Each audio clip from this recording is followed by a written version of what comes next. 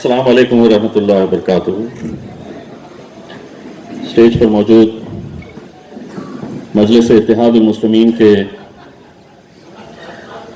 हमारे working president जनाब गफ्फार कादरी साहब, मौलाना महफूजुर रहमान साहब, समीर साजिद साहब, शारिक नक्शबंदी साहब, नासिर सिद्दीकी साहब, अरुण बोडे साहब, मुंशी पटेल, हमारे प्रभाकर पारधे साहब, इरशाद भाई, शोएब भाई, रमीज भाई, मुश्ताक सलामी साहब, परवेज खान साहब, हमारे कुणाल खरात साहब, इमरान बबलू भाई, सलीम शेख साहब, शेख बबलू, मुहिमीन खान, अब्दुल रहमान, मजहर पठान, इमरान सालार, सिराज सौदागर, सुमीत जगदाड़े, आप तमाम को और ख़ास तौर से मैं शारिक नक्शबंदी साहब को बहुत बहुत मुबारकबाद पेश करता हूं कि आपकी मेहनतों की वजह से आज अल्हम्दुलिल्लाह इतने सारे लोग यहाँ पर मजलिस को चाहने वाले लोग इकट्ठा हुए हैं। मेरी बात शुरू करने से पहले मैं सिर्फ इतना कहना चाहूंगा, आईना टूट भी जाए तो कोई बात नहीं, दिल ना टूटे कि ये मिलता नहीं बाजारों में।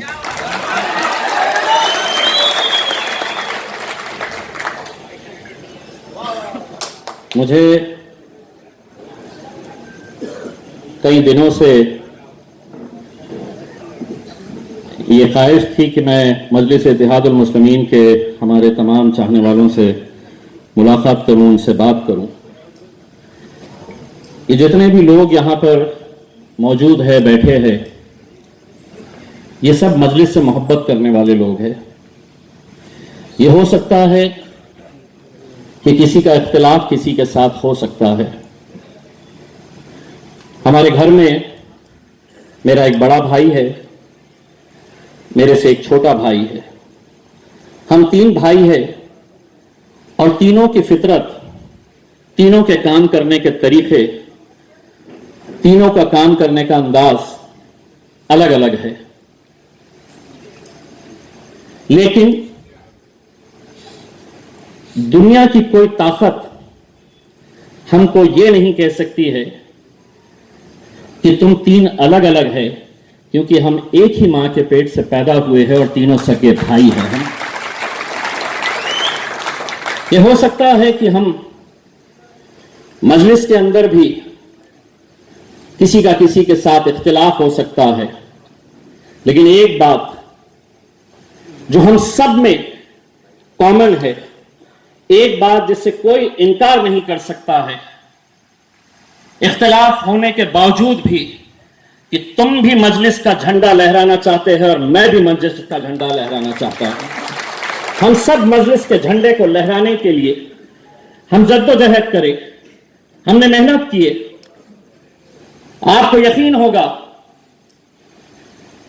कि 2019 हो, 2014 हो, जब मैं यहां पर आया और असद साहब ने यह कहा कि अब मजलिस इत्तेहादुल मुस्लिमीन का उम्मीदवार इम्तियाज जलील रहेगा, तो आप सब ने उसके ऊपर लब्बैक कहा।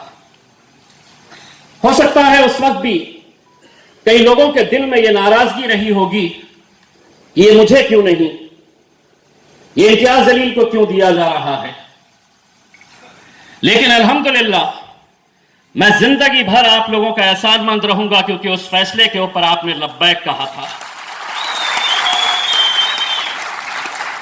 2019 का जब वक्त आया तो असद साहब ने मुझसे यह कहा था, असद साहब को यह बताया गया था कि हम कितनी भी मेहनत कर ले, हम पूरी जान भी जोखिम में डाल के हम इस मैदान के अंदर अगर उतरेंगे तो हम 1.5 लाख से ज्यादा वोट ले नहीं सकेंगे। असद साहब तैयार नहीं थे। असद साहब को भी ऐसा लगता था कि इतने कम वक्त के अंदर कैसे मुमकिन होगा 6 असेंबली कॉन्स्टिट्यूएंसीज, लाखों की तादाद के अंदर वोटर्स, कॉन्स्टिट्यूएंसी कहां से कहां तक है।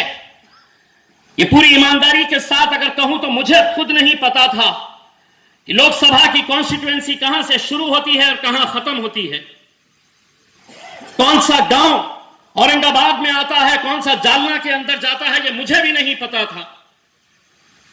लेकिन उस वक्त भी मेरा यकीन इस बात के ऊपर था, उस वक्त भी जब मैंने यह फैसला किया कि नहीं मैं लड़ूंगा, यह जानते हुए कि अगर खुदा ना करे मैं हार गया तो हमारी ही सफों में बैठे हुए लोग मुझ पर इल्जाम लगाते और यह कहते कि सेटिंग हो गई थी, लेन देन हो गया था।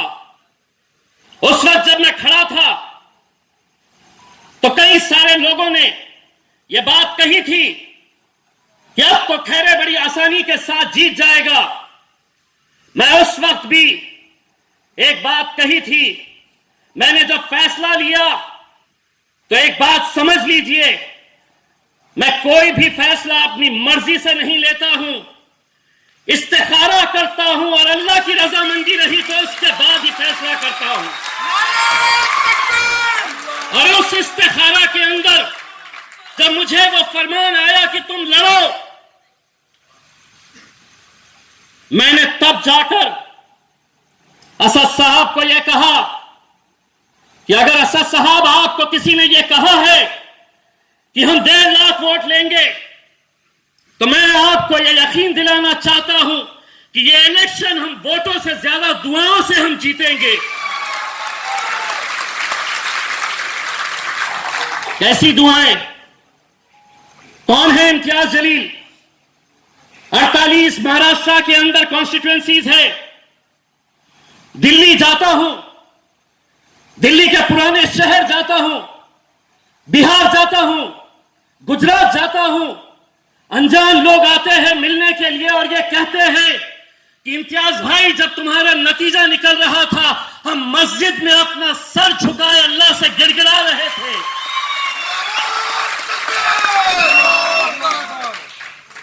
बातें मुझे भी आती है,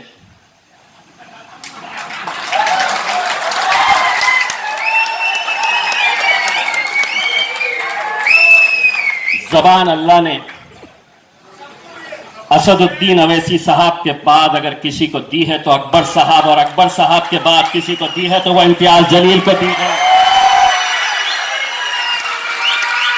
एक एक सवाल का जवाब देंगे, लेकिन मैं मजलिस इत्तेहादुल मुस्लिमीन का महाराष्ट्र की जिम्मेदार हैसियत से यह कहना चाहूंगा कि अगर किसी के साथ इख्तिलाफ है, कोई बड़ी बात नहीं है। अगर दो सगे भाई आपस में इख्तिलाफ कर सकते हैं तो हमारे तो इतने सारे भाई हैं, इख्तिलाफ होना चाहिए और हो सकते हैं। लेकिन मैं कभी मेरे छोटे भाई को यह नहीं कहता है कि तू आ महफिल के अंदर जलील कर किसी को। डॉक्टर साहब ने कहा उनको जुम्मा हुए हैं, 8 दिन सियासत में आए हुए। डॉक्टर साहब मेरे मामले में तो ऐसा हुआ, मैं जुम्मे के दिन आया और हफ्ते के दिन आमदार बन गया।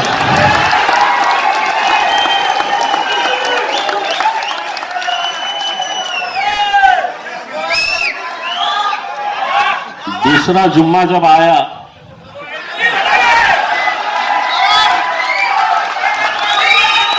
खासदार हो गया।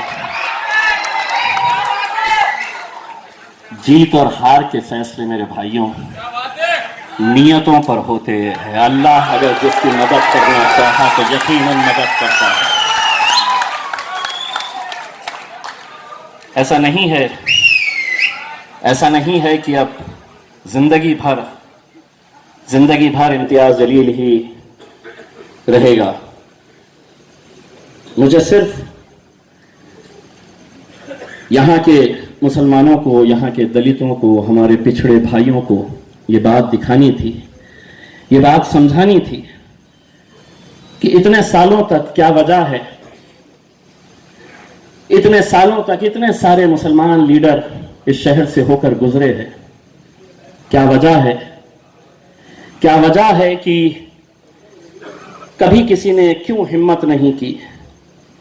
क्या वजह है कि हर एक ने क्यों ये सोचा कि मेरा कायद अगर कोई रहेगा तो शरद पवार रहेगा, मेरा लीडर अगर कोई रहेगा तो अशोक चौहान रहेगा, राहुल गांधी रहेगा, मेरा लीडर कोई ऐरा गैरा रहेगा।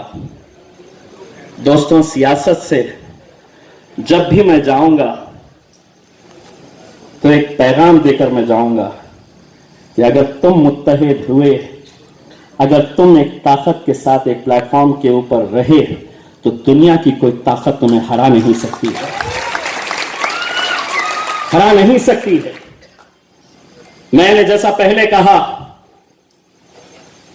ऐसे ऐसे दीवानों को मैंने देखा जो अलग अलग जगह से आए, न खाने की फिक्र, कहां रहेंगे किसी को पता नहीं,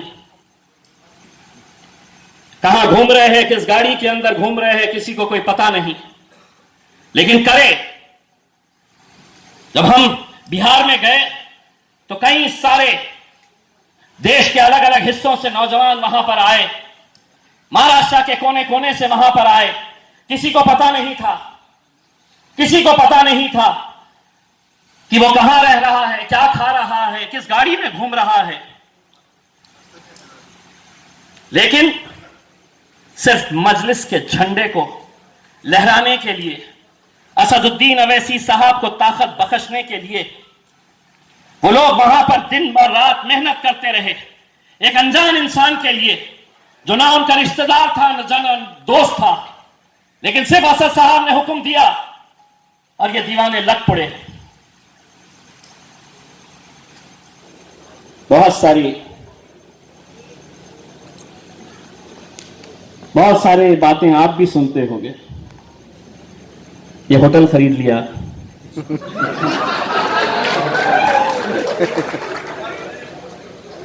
ये ले लिया, वो खरीद लिया। दोस्तों, ये मुसलमानों की कमजोरी की एक हकीकत है।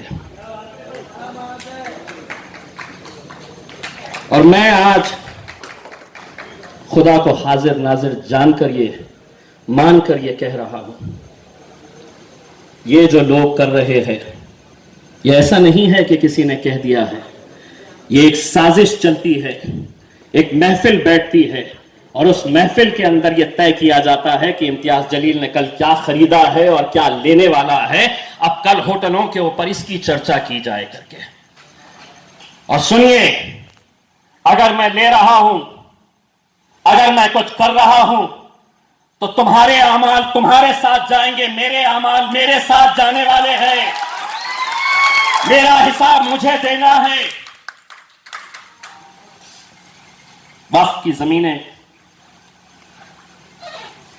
मैं समझता हूं कि अल्लाह अगर किसी से काम लेना चाहा, मैं नहीं जाना चाहता था, मैंने बहुत मुखालिफत की इस बात की कि मैं वक्फ बोर्ड के अंदर नहीं जाना चाहता हूं, क्योंकि यही वो लोग हैं जो आपके पास कोई केस लेकर आएंगे। मैं भी देखता हूं सोशल मीडिया के ऊपर, जालना रोड का बोला था, एफआईआर क्यों नहीं हुई?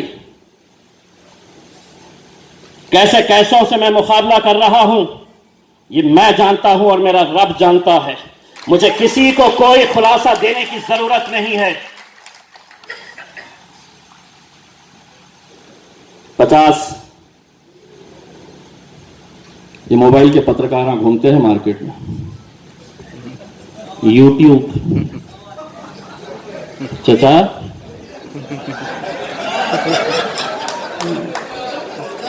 किसी के घर में पानी आ गया, पानी की कम फिक्र, इम्तियाज जलील नहीं आया, इम्तियाज जलील मदद नहीं करा। अच्छा, नहीं आया, आना चाहिए था ना। आपके बारे में नहीं बोल रहा हूं, लेकिन 2-3 जरा ज्यादा ही फड़फड़ाते हैं, और उनके लिए भी एक पैगाम सुन लीजिएगा। मैं इतना भी शरीफ नहीं हूं जितना आप लोग समझते हैं।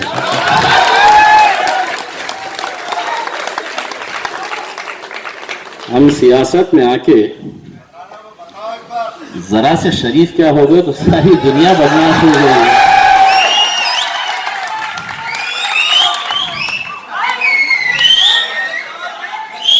मैं जब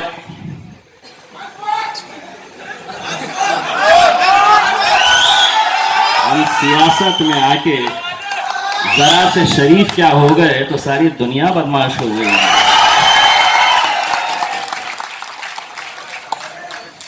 मैं जब एमएलए था, मैं पूना से आया हुआ था, बहुत सारे लोगों को जानता नहीं था। कभी किसी से मुलाकात होती तो बाजू वाला कहता साहब बहुत दबंग है। कभी किसी से मुलाकात होती, उसकी हालत देखकर कोई कहता बॉस भाई है बड़ा। मैं बोला आपके साथ तो बहुत सारे दबंग हैं, बहुत सारे भाई लोग आए। बहुत सारे ऐसे मौके आए कि जहां पर मेरे कायद के ऊपर छींटे फेंके गए, मेरे ऊपर इल्जाम लगाए गए, मजलिस को बदनाम करने की कोशिश की गई। तो ये जितने भी दबंग थे और जितने भी भाई थे वो मेरे पास आते और बोलते भाई तुम बस इजाजत दो, तुम बस इजाजत दो। 5 साल लग गए। मैं मेरे बड़े भाई को यह नहीं कहता हूं कि आ तू सड़क के चौराहे के ऊपर और तेरी जितनी नाराजगी है तू निकाल। हम 4 दीवारी के अंदर बैठते हैं और सारे मसलों का हल हम निकालते हैं।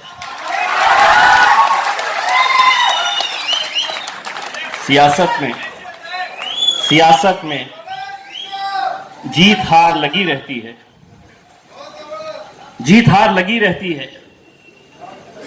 एक बात मैं यहां पर साफ कहना चाहता हूं, मैं चाहता 2014 के अंदर कोई ऐसी राजनीतिक पार्टी नहीं थी जो इम्तियाज जलील को अपनाना नहीं चाहती थी।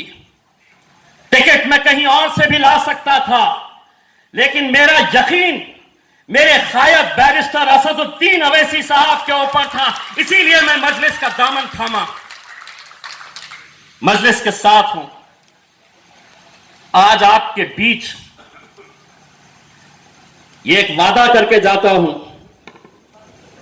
कि अगर 2024 के अंदर असद साहब कहेंगे कि इम्तियाज जलील अब तुम नहीं कोई और सही, 1 सेकंड नहीं लगाऊंगा कि असद साहब आपका फैसला है, लब्बैक। सियासत के अंदर ख्वाहिशें रहनी चाहिए, बिल्कुल रहनी चाहिए। और यहां का मेरा छोटे से छोटा जो कार्यकर्ता है उनको ये बोल रहा हूं मैं पूरी जिम्मेदारी के साथ कि 2024 में इम्तियाज जलील के साथ अगर मुकाबला करना है तो तुम सब ने मुकाबला करना है और यह कहना कि इम्तियाज जलील नहीं, मुझे टिकट मिलना चाहिए क्योंकि मैं मजलिस के लिए काम कर रहा हूं। क्या मैंने ठेका लिया है? क्या मैंने ठेका लिया हूं? क्या मैं जिंदगी भर के लिए मैं ही एमपी बनकर रहूंगा, मैं ही एमएलए बनकर रहूंगा? नहीं, इतनी मेहनत करो, पूरी ईमानदारी के साथ, पूरी ताकत के साथ मेहनत करो, जाओ लोगों के बीच और अपना दावा ठोको कि मैं लड़ूंगा इलेक्शन, मुझे 2 टिकट आ सकता। क्यों नहीं हो सकता है? हैदराबाद में असद साहब ने सड़क चलते हुए कैसे कैसे लोगों को विधायक बनाया, आमदार बनाया। कौसर मोइनुद्दीन साहब अखबार डालने का काम करते थे, मजलिस से जुड़े रहे, असद साहब उन पे नजर रखते थे, देखते थे ये दीवाना मजलिस के लिए कैसा काम करता है। अखबार डालने वाले को उन्होंने बुलाया और उन्होंने कहा कि मजलिस का टिकट मैं इस अखबार वाले को दूंगा और उसको मजलिस का आमदार बनाया, एमएलए बनाया। दोस्तों, मैं ये पूछना चाहूंगा, हर इंसान का काम करने का तरीका अलग होता है, मेरा भी काम करने का तरीका अलग है और मैं अपने तरीके के हिसाब से काम करता हूं, किसी के बोलने के हिसाब से काम नहीं करता हूं। मैं असद साहब की बहुत इज्जत करता हूं। असद साहब जैसा हुक्म देते हैं मैं उस हिसाब से करता हूं और इंशाअल्लाह आगे भी करता रहूंगा। आज ये जो हम यहां पर इकट्ठा हुए हैं, शहर हमारा, मेयर हमारा, इस उन्वान के लिए हम इकट्ठा हुए हैं। तस्वीरें चाहिए,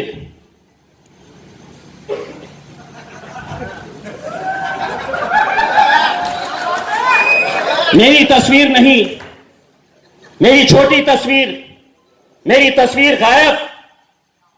किसी और के पोस्टर पे अगर तुम्हारी तस्वीर नहीं है तो तुम पूरे शहर के अंदर अपनी तस्वीर के पोस्टर लगा दो, कोई नहीं रोकेगा। मौलाना साहब, मैं आपको यह कह रहा हूं, आपको ओहदा दिया गया है जनरल सेक्रेटरी का। एक सवाल मैं आपसे करना चाहता हूं, बहुत ही मोदेबाना अंदाज में, बहुत ही आजिजी के साथ। मैं आपको ओहदा मिलने के बाद मजलिस के लिए आप कहां कहां घूमने के लिए गए थे? अगर सिर्फ ओहदे लेंगे और सभी के लिए है ये, मैं आज आपको कहता हूं कि अगर तस्वीरों की इतनी ही लड़ाई है तो आज से इम्तियाज जलील की और मेरे गायब बैरिस्टर असदुद्दीन अवैसी साहब की तस्वीरें उन होर्डिंग से निकाल दो, क्योंकि हम तस्वीरें अब होर्डिंग पे नहीं, हम लोगों के दिलों के अंदर अपनी तस्वीरें बना चुके हैं। और मैं यहां कह रहा हूं ऐसा नहीं है, मैं यहां कह रहा हूं ऐसा नहीं है। जरा हटिया, मैं यहां कह रहा हूं ऐसा नहीं है। मैं अल्हम्दुलिल्लाह असद साहब की मेहरबानी है कि उन्होंने मुझे गुजरात का जिम्मेदार बनाया। यह असद साहब की मोहब्बत है कि उन्होंने मुझे दिल्ली का जिम्मेदार बनाया। गुजरात जब गए तो एक यकीन नहीं था कि गुजरात के अंदर कैसा माहौल रहेगा, क्या गुजरात की आवाम हमें कबूल करेगी। गुजरात के अंदर जो एक खौफ का माहौल था उसको हम कैसे दूर कर पाएंगे, कैसे यहां पर हम इलेक्शन जीत पाएंगे। लेकिन गए, पहली मर्तबा जब गए वहां पर गुजरात की सरजमीन के ऊपर, बहुत सारे लोगों ने कहा कि बड़ी एहतियात से जाइए, जरा संभल के बोलिए, ज्यादा मत बोलिए। और हम हैं कि मजलिस के दीवाने गुजरात की सरजमीन के ऊपर खड़े रहे और कम से कम 100 मीडिया वाले वहां पर इकट्ठा हुए थे। इतना तो वजीर आजम के लिए भी नहीं इकट्ठा होते हैं जितना हमारे लिए है। और जिस दिन अल्हम्दुलिल्लाह गुजरात की सरजमीन के ऊपर हमने पैर रखा तो हमने सबसे पहली बात क्या कही? नारे तकबीर। जब हमने नारे तकबीर का नारा लगाया वहां पर, तो वहां के लोगों को यह एहसास हुआ कि अब शेर के बच्चे गुजरात में भी आ चुके हैं। और अल्हम्दुलिल्लाह वहां पर कामयाबी मिली। अब दिल्ली जाएंगे। उत्तर प्रदेश के अंदर बैरिस्टर असदुद्दीन अवैसी साहब की जो मकबूलियत है, जो उनके लिए दीवानगी है, एयरपोर्ट से निकलने के बाद हजारों की तादाद के अंदर लोग उनके पीछे पीछे गाड़ियों का काफिला लेकर चलते हैं। गाड़ियों का काफिला इतना बड़ा होता है उत्तर प्रदेश के अंदर। अब एक बात सुनो, हम भी जाएंगे और तुमको मेरे साथ चलना होगा। आज के बाद अपने तमाम मोबाइल के डीपी के ऊपर सिर्फ इतना लिखना है, चलो मुंबई। हम बताएंगे 8 दिन के बाद असदुद्दीन अवैसी साहब आने वाले हैं, जो समझ रहे हैं कि मजलिस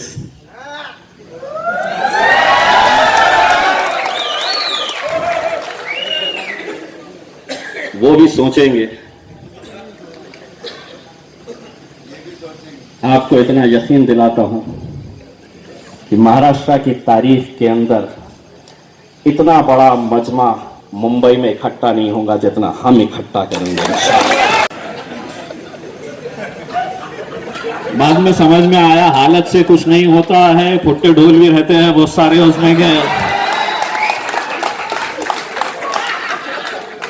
इसीलिए जब हमारा भाई जो अभी हरसूल जेल में है, आदिल पठान के ऊपर एक पहलवान ने उसका गला दबोचा और गला दबोच कर उसको सड़क के ऊपर लेकर आया। असेंबली के इलेक्शन का वक्त था। वो जब मेरे पास आया, मुझे मालूम है कि वो मेरा कार्यकर्ता था, वो मजलिस का दीवाना था, और उसने आकर, मैं एक दूसरे पोलिंग बूथ के ऊपर था, उसने आकर मुझसे ये कहा कि इम्तियाज भाई, ये पहलवान ने मेरा गला पकड़कर मुझे रोड तक लेकर आया। मैंने ना किसी दबंग को आवाज दी, ना किसी भाई को पुकारा। मैं बोला बैठ गाड़ी के अंदर, मैं देखता हूं कि कौन सा पहलवान माइका लाल पैदा हुआ है,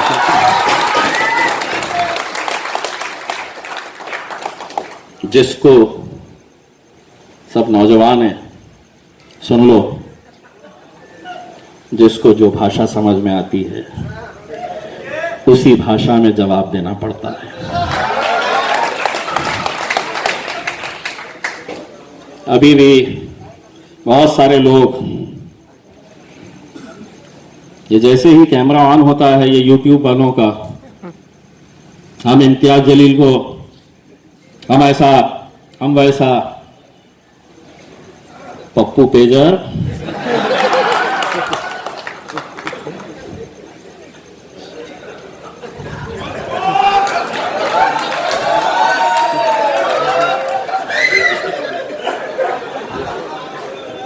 कोई कहता है कि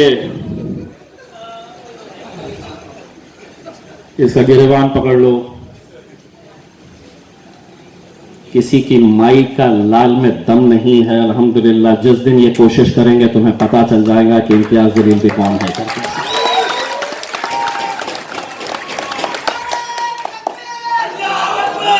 और मैं ये क्यों कहता हूं और किस बुनियाद के ऊपर मैं ये कहता हूं? मेरी ताकत कौन है? मेरी ताकत ये है मेरी ताकत।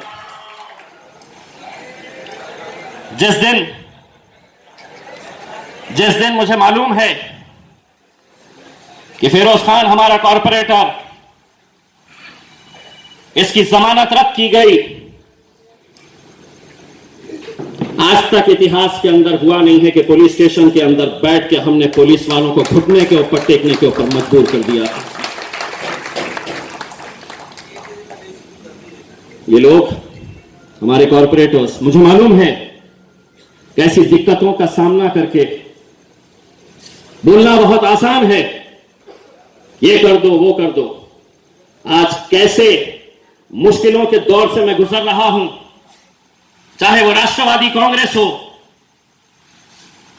चाहे वो शिवसेना हो, चाहे वो कांग्रेस हो, ये सभी ने तय किया है, इनके मंत्रियों ने यहां के अधिकारियों को यह आदेश दिया है, यह बताया है कि इम्तियाज जलील के जितने भी प्रपोजल्स आए उसे रोके रखना। 1 महीने के बाद मैं आंकड़े समेत दिखाऊंगा कि जो पैसा सरकार की तरफ से मुझे मिलना चाहिए था, जो प्रपोजल्स मैंने भेजे थे, चाहे वो नारेगांव के हो, सईदा कॉलोनी के हो, पड़ेगांव के हो, जहांगीर कॉलोनी के हो, कैसी बस्तियों के अंदर रहते हैं। मेरे भाइयों, यही वो दीवाने थे उन इलाकों के अंदर जिन्होंने मेरे लिए इतनी शिद्दत से मेहनत की थी। तुम्हें बोलने की जरूरत नहीं है कि हमें यह काम कर दो, मुझे खुद मालूम है। लेकिन तुमको भी यह बात समझनी होगी कि मैं एक अकेली लड़ाई लड़ रहा हूं। मैं एक ऐसी जंग लड़ रहा हूं कि जहां पर मेरे सामने बड़े बड़े मंत्री लोग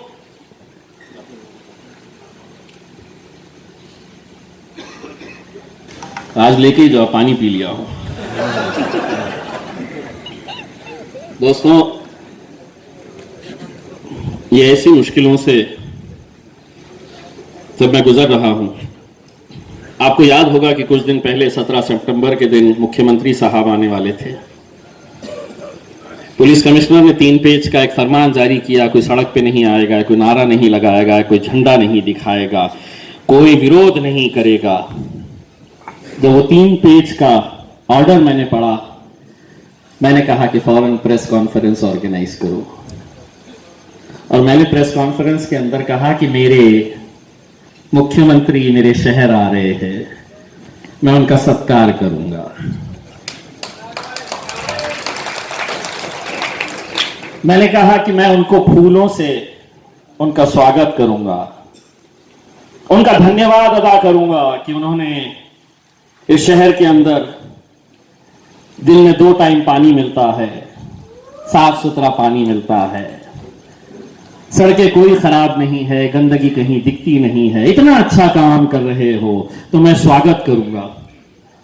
और मैंने ऐलान कर दिया प्रेस कॉन्फ्रेंस में, जैसे पुलिस वाले यहां पे थे, वो सीधा जाके कमिश्नर को बताए कि साहब ये तो अपनी ले लिया इसने। क्या हुआ?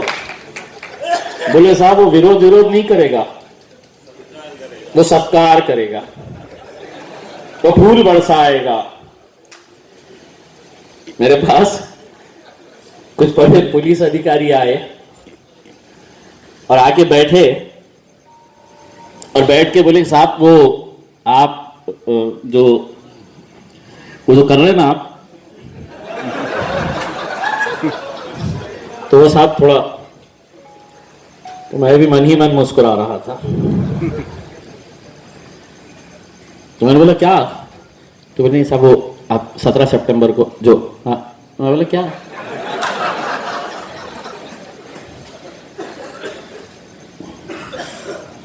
उस दिन इतना तो यकीन है कि उनको एक बात का एहसास हुआ होगा, 100 सोनार की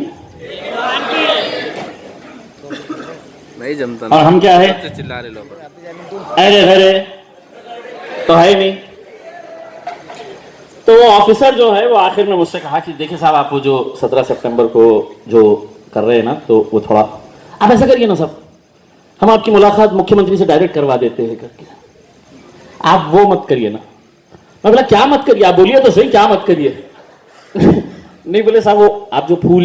मैं बोला हाँ, मेरा मुख्यमंत्री, मेरा चीफ मिनिस्टर इतना अच्छा काम कर रहा और मैं फूलों से स्वागत नहीं करूं? तो नहीं साहब बोले वो हमको भी समझ में आ रहा। बोले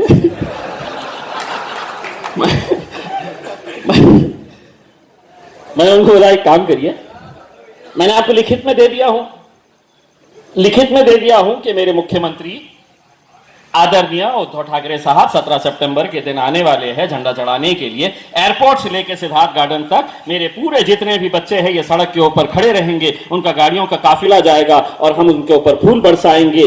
कोई नारा नहीं लगाएगा, कोई झंडा नहीं दिखाएगा, कोई किसी तरह का विरोध नहीं करेगा, सिर्फ हाथ में एक बैनर रहेगा और ये कहेगा धन्यवाद मुख्यमंत्री जी। अब वो परेशान हो गया, बोला साहब हमको भी समझ रहा ना, लेकिन आप, मैं वापस ले लेता हूं, आप ये लिख के दो कि इम्तियाज जलील एक खासदार औरंगाबाद का अपने मुख्यमंत्री का फूलों से स्वागत नहीं कर सकता है। मैं बोला मैं वापस ले लूंगा।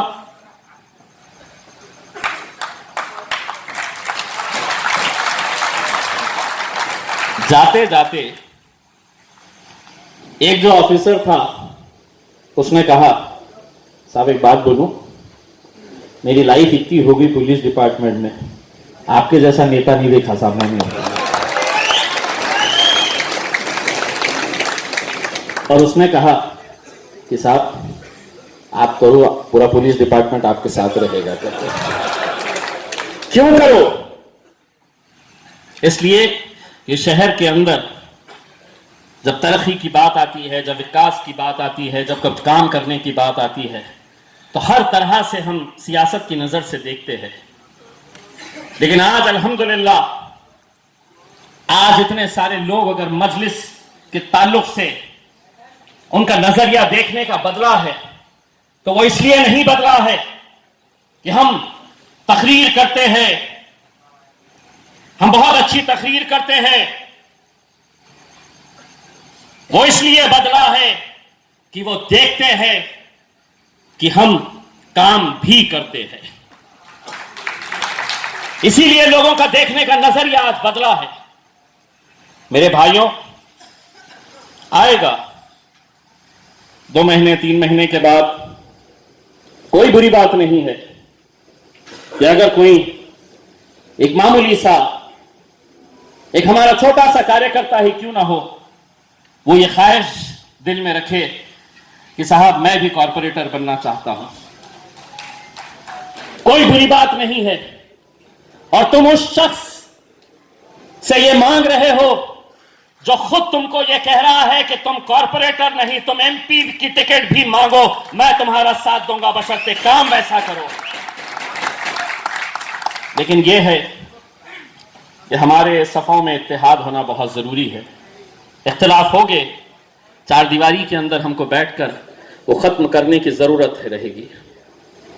मैं तस्वीरों के ताल्लुक से बहुत ज्यादा इसलिए नहीं कहना चाहूंगा कि मैं नहीं समझता हूं कि जिस खायत कि हम लोग मानने वाले हैं, शायद असदुद्दीन अवैसी ने अपने इन 20-25 सालों के सियासी सफर के अंदर कभी किसी को यह कहा होगा कि ये मेरी तस्वीर लगा। असद भाई ने अपने काम के जरिए लोगों के दिलों में जगह बनाई है। मेरे भाइयों, दिलों में जगह बनाई है, और वही काम हम सबको मिलकर करना है। और हां, मैं ओहदे के ऊपर हूं, मेरे पास पोस्ट है और मैं कुछ काम नहीं करूंगा, तो महाराष्ट्र के सदर की हैसियत से ये सभी लोग अच्छी तरह से सुन ले, जो काम करेगा वो रहेगा, जो नहीं करेगा वो घर जाएगा। और अगर कोई समझ रहा है अलग अलग गट है, अगर कोई सोचेगा तो उस गट को वहीं कट कर दिया जाएगा। यहां सिर्फ मजलिस रहेगी, जमात रहेगी, और जमात जिसके सर पे हाथ रखेगी, तुम सबको कहना होगा, तुम सबको कहना होगा। 2 हाथ नहीं उठे, आप सर खुजा रहे हैं तो मुझे थोड़ा सा टेंशन हो गया है ना। एक साहब जोश में उठा लिए और फिर ख्याल आया, अरे नहीं रे भाई, अपने को इधर नहीं मिला तो एनसीपी में भागेंगे। हाथ नीचे ले लिए, जितों को जाना है। ये जमात दीवानों की है। ये जमात अगर अपने 5 कॉर्पोरेटर्स को पूरे महाराष्ट्र में नहीं, पूरे मुल्क में ऐसा कोई उदाहरण नहीं होगा किसी पार्टी का कि जहां पर तुम अपने 5 कॉर्पोरेटर्स को घर भेज देते हैं सिर्फ इसलिए कि वो लोगों के यकीन के ऊपर खड़े नहीं उतर रहे। जिस भरोसे के साथ तुमने हमको चुनकर दिया है, किसी को यह बताने की जरूरत नहीं है इम्तियाज जलील ये काम करो, वो काम करो। अगर मैं काम नहीं करा तो 2024 के अंदर यही आवाम मुझे भी घर बिठा देगी और बिठाना चाहिए। लेकिन पार्टी असदुद्दीन अवैसी साहब के हुक्म के हिसाब से मजलिस को महाराष्ट्र के अंदर अल्हम्दुलिल्लाह हम चलाएंगे और कैसे चलाएंगे ये हम तय करेंगे। बस बाकी जो है रात में लेटे लेटे चाय के कट्टे पे सोच लेना और ये तय कर लेना कि ये आदमी के मुंह नहीं लगे तो ही ज्यादा बेहतर है।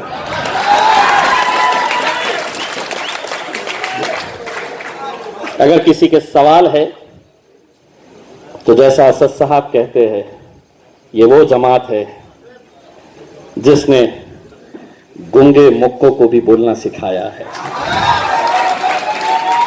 हम बोलते हैं और इंशाअल्लाह हक के ऊपर खड़े रहेंगे, बोलते रहेंगे। और जो ये साजिशें कर रहे हैं कि इम्तियाज जलील 2014 में जीत गया, 2014 में जीत गया, 2019 में कहाँ था, कुछ भी सेटिंग हो गई बॉस। अब चार आधी कट के ऊपर बैठे रहे, आधी कट लेके फूक रहे। आता क्या, कैसे आता तुम समझाओ ना, कैसे आता बोलो।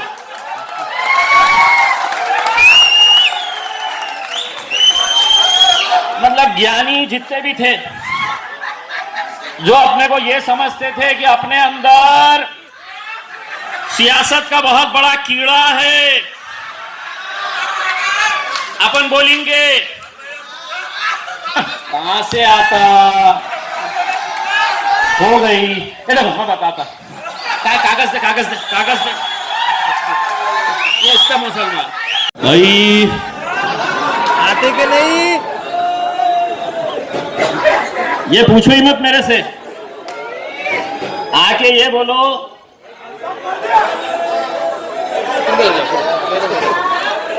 मैं बोला नहीं कुछ। वो बैठे हैं वहां पे। बस मेरे भाइयों, कुछ दिनों का इंतजार करो। जो समझते हैं कि अगर महाराष्ट्र में 2 कॉरपोरेटर इधर चले गए, 4 कॉरपोरेटर उधर से चले गए, मजलिस खत्म हो रही है, मजलिस कमजोर हो रही है, मैं आपको दिखाऊंगा इंशाअल्लाह। आप लोगों की ताकत के बल के ऊपर पूरे इंशाअल्लाह महाराष्ट्र को हिलाएंगे इंशाअल्लाह।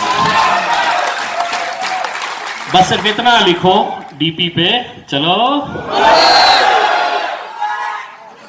आएंगे आपसे पूछेंगे कहीं को जा रहे हैं, बहुत सारे वो कल आएंगे और मेरे से पूछेंगे क्या करने वाले हैं बंबई में, कैसा जा रहे, कितने लोग जाएंगे, ये सब पूछेंगे। मेरे कायद को आने दो, हरी झंडी तो उन्होंने वैसे भी दे चुके हैं और यही नहीं कहा है कि तुम जाओ, पूरे महाराष्ट्र को लेके जाओ, सिर्फ इतना ही नहीं कहा है, उन्होंने ये कहा है कि तुम जाओ मैं भी आ रहा हूं। औरंगाबाद आएंगे, बैठेंगे, चर्चा करेंगे, बात करेंगे और मुंबई वालों को बोलेंगे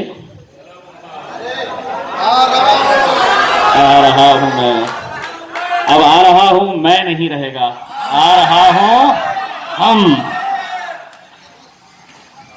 और जब मुझसे पूछेंगे क्यों जा रहे तो मैं कहूंगा तुम्हारी बजाने के लिए आ रहे, बहुत खाली पेट हो, खाली पेट हूं तो खलील भाई को लगा बहुत हल्का हूं, यहां से एक दावत में जाना है, नान खलिया खाना है, उसके बाद उठा के बताओ तो समझ में आएगा।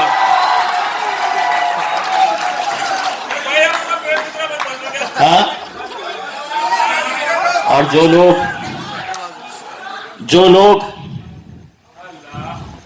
वो खलील भाई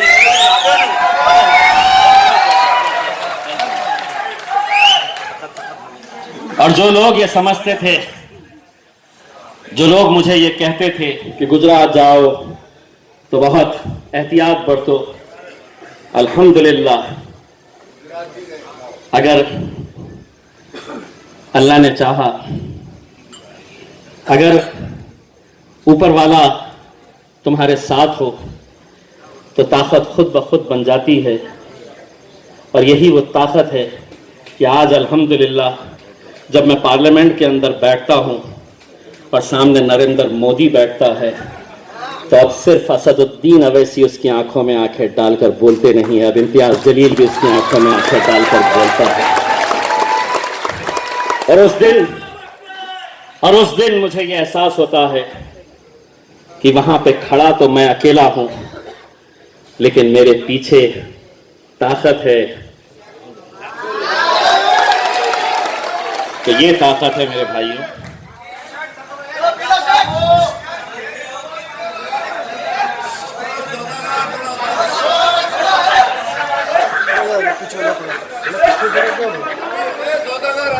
बस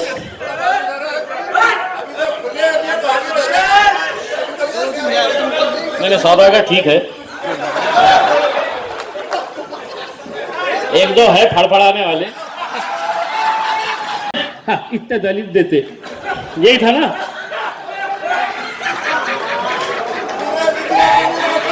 जीत और हार के फैसले मेरे भाइयों, मेरा और आपका काम क्या है? अरे इतने सालों तक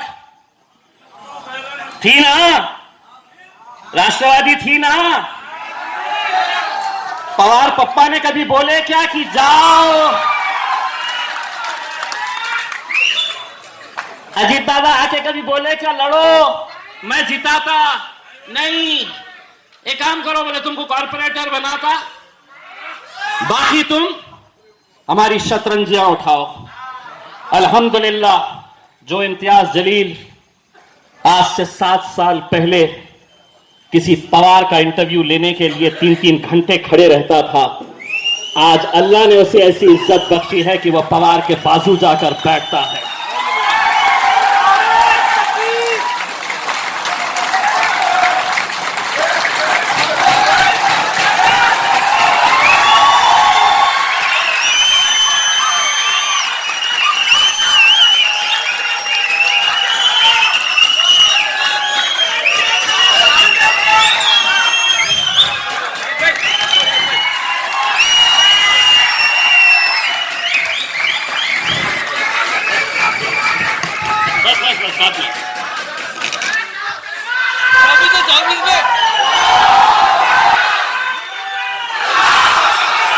खलील भाई,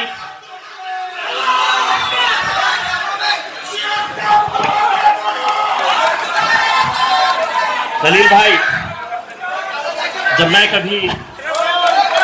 कभी वो क्यों करेंगे, कैसे करेंगे, कैसे जाएंगे, क्यों जाएंगे,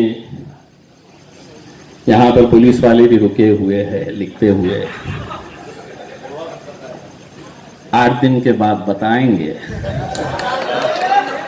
जब वो आ जाएंगे, लेकिन मुंबई तो जाएंगे। और इतनी ताकत से जाएंगे